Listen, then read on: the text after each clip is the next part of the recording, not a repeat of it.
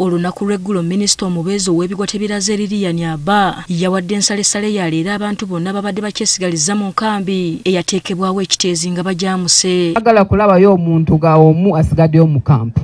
Era b'osigaddeyo wano mu kampu DPC ajja kunoonya.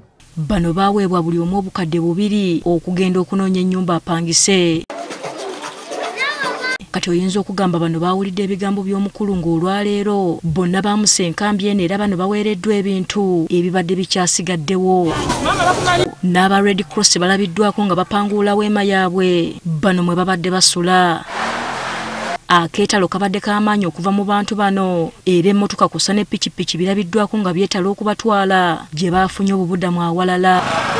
Lillian Nabbanja nga naye abadde asula mu nkambi eno atubuulidde nti yeegayiridde Land Road n'amusonyiwa ne bazzukulu be 7 baalina. Abaana abakulu nnyina 6 nange ndi wa kumeka wa 7.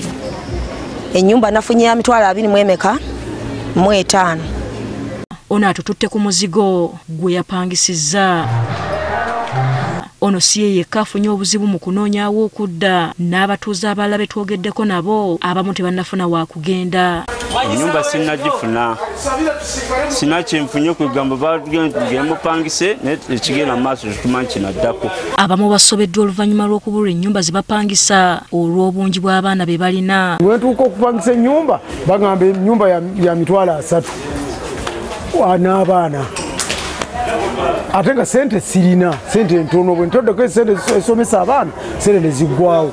Batuwadde miliyoni 2 ennyumba baziseera n'abaana Land Road angambye va mu nnyumba yange kankuddize sente. Bagamba tebwabadde bwenkanya ba landlords okubawa sente zezimu n'abapangisa. Land Road ayina family y'abantu abangi naye mukwatidde miliyoni 2 obwo bwenkanya mu kufundikira ne bafundikira nga ebintu byaffe babiguze kawunga na bijanjaalo.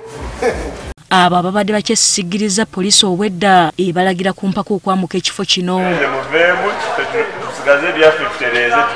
Bano basabye gavumenti obutalwisaawo nsonga yaabwe kuba embeera gye bagendeddemu si nnungi. Sejje 3 bwe giggwako batubuulire ekiddako. Kubanga tetulina kyakola sente z'emyezi 3 egyo ate nga tutudde emyezi 2 mu kampu zenna ku 6 ndowooza n'ezisobamu. Asfa Nanvuma agafeeyo ku Spark TV.